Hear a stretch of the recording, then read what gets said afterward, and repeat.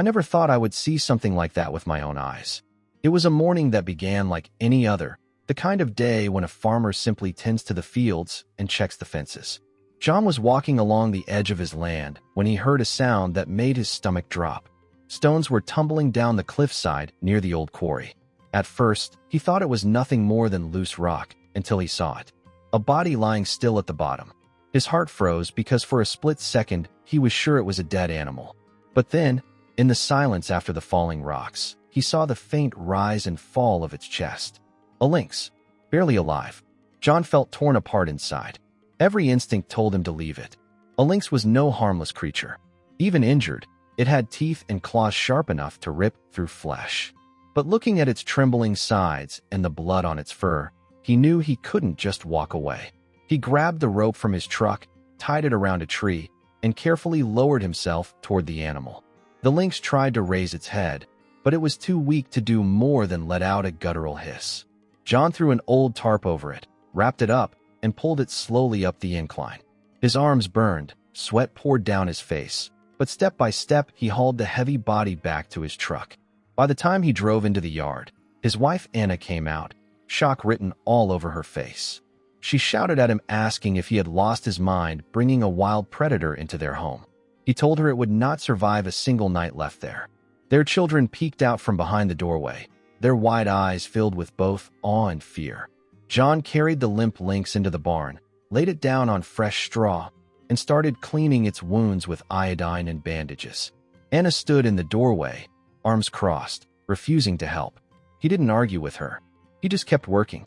The first night was the hardest. The lynx barely moved, only a shallow breath every few seconds. John checked on it through the night, bringing small bowls of water and later pieces of raw meat. He spoke softly, not expecting it to understand, but maybe to let it know it wasn't alone. Days went by. The lynx would open its eyes, watch him with suspicion, then shut them again. Each time he stepped closer, it let out a rasping growl. Still, it ate what he offered. Slowly, strength returned. A week later, John's son Daniel crept into the barn when his father wasn't there. He told his mother he just wanted to see if the lynx was awake. What happened next nearly cost them dearly. The lynx lunged forward, claws swiping the air between them. John rushed in just in time, grabbing Daniel and pulling him back. His heart was pounding. He turned to Anna and shouted that this was why the barn doors had to stay closed, why no one but him could go inside. The tension in the house grew thicker with each passing day. Then came the storm.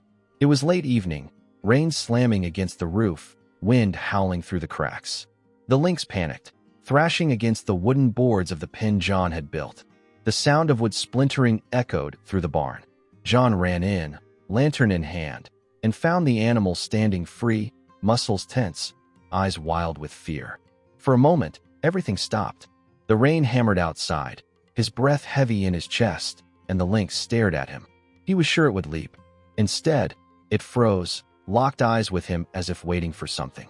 John lowered the lantern, slowly stepped back, and whispered that it was safe. From that night on, something changed. The lynx no longer fought his presence. It watched him closely, but without the same rage. John continued feeding it, changing bandages, cleaning the straw. He saw its muscles fill out again, the shine returned to its fur. The family slowly adjusted, though Anna still shook her head each time she passed the barn. 1 month later, John knew the time had come. The lynx could walk without limping, its golden eyes sharp and clear.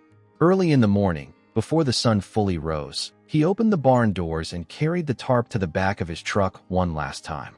He drove out past the fields, through the forest road, and stopped at the edge of the wild hills. He climbed out, opened the back, and stepped aside. The lynx hesitated for a moment, muscles coiled, then leapt gracefully onto the grass. It turned its head once, just once, fixing him with that same piercing gaze. Then it bounded off into the trees, disappearing without a sound.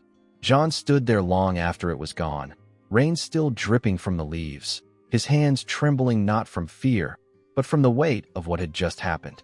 He had saved a predator, yes, but more than that, he had chosen compassion over fear, life over indifference. And in that choice, he felt something shift inside him forever.